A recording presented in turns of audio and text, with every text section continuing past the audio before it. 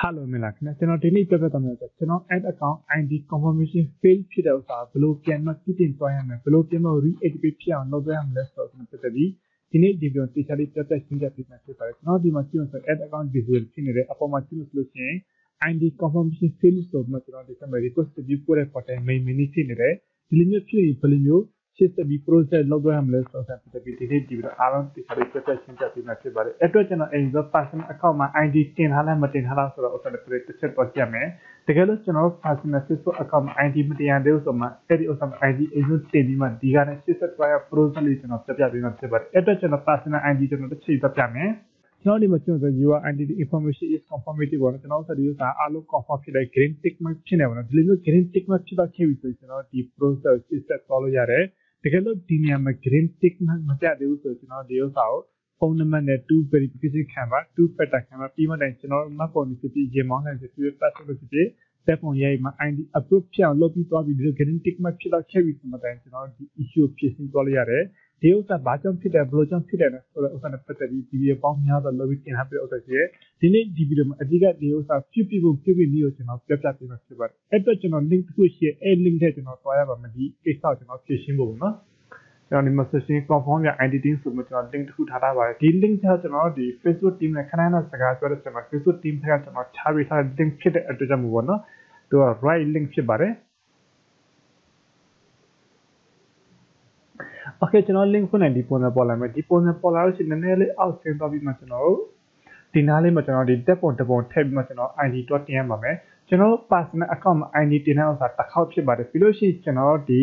add account မှာလည်း ID တင်ရပါတယ်တချို့ case မှာဆိုလို့ရှိရင်ကျွန်တော် page ID ပါတင်ရဥစ္စာမျိုးတွေရှိရပါတော့ဒီ ID တင်လိုက်ခြင်းအားလုံးပေါ်တဲ့အတွက်ကြောင့်ဒီဗီဒီယိုတခြားလေးကြည့်တော့ကျွန်တော်ပြောချင်တယ်ပြီးရင်ကျွန်တော်ဒီမှာတစ်ခါလုပ်ပြီးထားတာဥစ္စာရှိတယ်โอเคကျွန်တော်ဒီမှာပေါ့နော်ဒီတက်ပုံကျတော့ကျွန်တော်ဒီတင်လို့မရဘူးဒီဖက်တက်ပုံနဲ့တင်တယ်တက်ပုံချင်းတူပြီးမှကျွန်တော်ဒီတက်ပုံ site ချင်းမတူပါဘူးကျွန်တော်ဒီတက်ပုံက1000အမြောက်1500 pixel site ဖြစ်ပါတယ်အခြား site ဆိုတော့မရပါဘူးเนาะအဲဒီ site နဲ့မှကျွန်တော်ရတယ်ပြီးလို့ရှိရင်တက်ပုံကြီးလင်းရိုက်သွားမှရတယ်တချို့ကျရှိရဖုန်းအလင်းရောင်ပါတာမျိုးတော့ဖုန်းအေးရောင်ပါတာမျိုးတော့ဒါမှမဟုတ်ရင်တက်ပုံအပြည့်မပါတာမျိုးလို့ဖြစ်တဲ့အတွက်ကြောင့်မို့โอเคကျွန်တော်ဒီမှာအားလုံးပြီးတော့ခဲ့လို့ကျွန်တော်ဒီမှာ send ဆိုတော့ post မှာတကယ်လို့ send ပို့လို့မရလို့ရှိရင်အခြားနည်းလမ်းနဲ့တွားရမယ်အတွက်ကြောင့်မို့ကျွန်တော်ဒီနေရာမှာ process လေးကျွန်တော်အားလုံးပြပြပေးမယ်ကျွန်တော် send ဆိုတော့တစ်ချက်နေကျွန်တော်ဒီပုံစံပေါ်လာတယ်ဒီပုံစံပေါ်လာလို့ရှိရင်ကျွန်တော် Facebook ရဲ့ deployment ကို register လုပ်ဖို့လိုအပ်ပါတယ်ပထမအကြိမ်ဆိုဒီပုံစံပေါ်ပါတယ်ကျွန်တော်ဒီဥစ္စာကျွန်တော်တစ်ချက်နေမှာ tab အတစ်တစ်ခုကျွန်တော်ဖွင့်လိုက်ပါမယ်โอเคကျွန်တော် tab အတစ်ဖွင့်လိုက်ဆိုဒီပုံစံလေးပေါ်လာမယ်ဒီပုံစံလေးပေါ်လာရင်ကျွန်တော်ဒီအပေါ်ဆုံးနားမှာဒီ get start ဆိုတော့ရှိတယ်ဒါလေးကျွန်တော်တစ်ချက်နေပြီးတွားရပါမယ်တစ်ချက်နေပြီးတော့လိုက်စီကျွန်တော်ဒီမှာဆိုကျွန်တော်ရဲ့ account ပေါ်လာမယ်ပြီးလို့ရှိရင်ကျွန်တော်ဒီ step 3ခုကျွန်တော်ကြော်လွှားသွားရမယ်အဲ့တော့ကျွန်တော် continue ဆို set နေသွားမယ်ပြီးလို့ရှိရင်ကျွန်တော်တို့ email မှန်ကန်လားဆိုတော့ okay ကျွန်တော်တို့မှန်ကန်ဆိုဒီမှာ I agree ဆိုတော့တစ်ချက်ထောက်ခံမယ်ပြီးလို့ရှိရင် confirm email ဆိုပြီးတစ်ချက်နေမယ်ပြီးလို့ရှိရင်ကျွန်တော်ဒီနေ့အများကြီးရွေးပြရှိရကျွန်တော် page နဲ့တက်ဆိုင်တဲ့ဥစ္စာကျွန်တော် add account နဲ့တက်ဆိုင်တဲ့ဥစ္စာရွေးပြီးတော့ပါကျွန်တော်တို့ရွေးပြီးတော့ဒီ marketer ကိုရွေးပြီးတော့လေးရတယ်ဒါ owner folder ဆိုတော့ရွေးပြီးတော့လေးရတယ် student ရွေးပြီးတော့လေး water ကိုရွေးပြီးတော့လေးရကျွန်တော် case မှာကျွန်တော်ဒီဥစ္စာရွေးပြီးတော့လိုက်ပါမယ် okay ဒီပုံစံလေးဖြစ်တော့ခဲ့ပြီကျွန်တော်ဒီမှာ create app ဆိုရှေ့ဒါလေးကျွန်တော်တစ်ချက်တွားရပါမှာနော်ဒါကိုတစ်ချက်နေပြီးတော့ပြမယ်ပြီးတော့ဒီပုံစံပေါ်လာလို့ရှိရင်ကျွန်တော်ဒီဘယ်အတွက်သွားလဲကျွန်တော်ဒီ wall plus အတွက်သွားလဲ gaming အတွက်သွားလဲကျွန်တော်ဒီဥစ္စာကြိုက်တဲ့ UV သွားလေးရတယ်ဒါမှမဟုတ်ဒီ non UV သွားလေးရတယ်ကျွန်တော် case မှာကျွန်တော် business ဝယ် UV သွားလိုက်ပါမယ်ကျွန်တော်တို့ account ဖြစ်တဲ့ရေရှိအလုပ်လုပ်သွားတာပို့ပြီးအဆင်ပြေတယ်ပါနော်ပြီးလို့ရှိရင်ဒီမှာလဲ su mon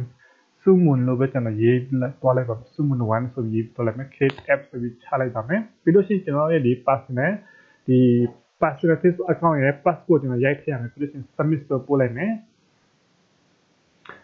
်ခဏလေးဒီမှာ review သွားနေတယ် okay ဒီပုံစံလေးဖြစ်တော့ခဲ့ပြီဆိုကျွန်တော်အဓိကလောက်ရတဲ့အကြောင်းရင်းကျွန်တော်ဒီဥစ္စာကို register လုပ်တဲ့အတွက်ကျွန်တော် app ID ဆိုပြီးပေါ်လာတော့ဒီ app ID ကျတော့ကျွန်တော်တို့ဒီ add running လုပ်တဲ့အခါမှာကျွန်တော်ဒီ business system မှာဒီ add account multi add လုပ်တဲ့အခါမှာသုံးတဲ့အတွက်ကျွန်တော်အဲ့ဒီဥစ္စာနဲ့ video တိကျကျွန်တော်လုပ်ထားပေးတဲ့ဥစ္စာရှိတယ်ကျွန်တော်အဓိကဒီဥစ္စာကို register လုပ်တယ် okay register လုပ်လို့ပြီးတော့ခဲ့ပြီဆိုကျွန်တော်ဒီဥစ္စာပြန်မှာ send ဆိုတော့ပို့ရှိလိုက်မယ်ပို့လို့ရလားမရလားပေါ့နော်ကျွန်တော်တစ်ချက်နေလိုက်ပါမယ်နည်းနည်းလေးစောင့်ပေးမယ်သူ internet နေကွေးမှုဖြစ်တာလားမသိဘူး Okay ကျွန်တော်ဒီမှာကျွန်တော် from successfully ဆိုပြတော့ကျွန်တော်တို့လုံးဝပို့လို့အောင်မြင်သွားခဲ့ပြီဒီ post အတိုင်းအလုံး step အတိုင်းလုပ်ပြီးသွားပါကျွန်တော်ပြောချင်တယ်တကယ်လို့ဒီ link ဘာညာရချင်တယ်ဆိုလို့ရှိရင်ကျွန်တော်ရဲ့ group တင်ထဲမှာလာပြီးတက်ရောက်နေမှာအဲ့ဒီ group တင်ထဲမှာကျွန်တော်ဒီ link တွေပဲအလုံး provide လုပ်ပြီးထားတယ်ပြီးလို့ရှိရင်ဒီ affiliate တင်မှာစာသားပါအလုံး provide လုပ်ပြီးထားတာပါနော် Okay ကျွန်တော်ဒီမှာကြည့်မှာဆိုရင်အခုပဲကျွန်တော်ထည့်လိုက်တယ်အခုပဲသူက verification ဆိုပြီးပြတာပါနော်ကျွန်တော်ဥစ္စာမှာဆိုရင်ဒီဥစ္စာမှာကျွန်တော်အလုံး approve ဖြစ်နေတဲ့အတွက်ကြောင့်အလုံး right ဖြစ်နေတဲ့အတွက်ကြောင့်ကျွန်တော်ဆိုဒီမှာဆိုရင်တခါတည်း verification ဆို approve ဖြစ်တာခဲ့ပါတော့ဒီလိုမျိုး approve ဖြစ်တာခဲ့ပြီဆိုလို့ရှိရင်ဒီဥစ္စာကျွန်တော်စဖို့အတွက်နည်းနည်းအချိန်ပေးရပါတယ်အခုချိန်မှာဒီကက်ယောဂါကြောင့် Facebook team ဆက်ကလည်း auto system နဲ့တွားတဲ့အတွက်ကြောင့်ရက်အနေငယ်ဆောင်ပြရတယ်အဲ့ဒီတော့အတိုင်းလို့ပြောမှဆိုရင်24နဲ့48နိုင်ဒါမှမဟုတ်ရင်3ရက်အတွင်းတစ်ခါ approve ဖြစ်တယ်အခုချိန်မှာတော့နှစ်ပတ်နဲ့3ပတ်ထိကြာဖို့နိုင်တဲ့အတွက်ကြောင့်နည်းနည်းလေးသိခံပြီးမှကျွန်တော်စောင့်ပြရမှာဖြစ်ပါတယ် Okay ဒီနေ့ဒီမှာလောက်ပဲအားလုံးကျွန်တော်ကျေးဇူးတင်ပါတယ်တကယ်လို့လူကြီးမျိုး case မှာဆိုရင်ဒီပုံစံလေးပေါ်လာတဲ့ဒီနားလေးမှာ interview ဆိုမှပေါ်တဲ့ဥစ္စာများပါတယ်ဘာလို့ဆိုတော့ဒီ setup လေးတချို့ process နည်းနည်းကြာတဲ့အတွက်ကြောင့်ကျွန်တော်ဒီဥစ္စာအားလုံး setup complete full လုပ်ပြီးမှကျွန်တော်တွားတဲ့အတွက်အားလုံး right ဖြစ်တာခဲ့တဲ့အတွက် verification ဆိုပြီးပေါ်တာများသောအားဖြင့် case မှာဆို interview ဆိုပြီးပေါ်ပါတယ်တကယ်လို့လူကြီးမျိုး ad account မှာဒီပုံစံအတိုင်းဖြစ်နေပါညာဆိုလို့ရှိရင်ကျွန်တော်တို့ contact လုပ်မှမေးမြန်းဖို့နိုင်ပါတယ်အားလုံးကျွန်တော်ကျေးဇူးတင်ပါတယ်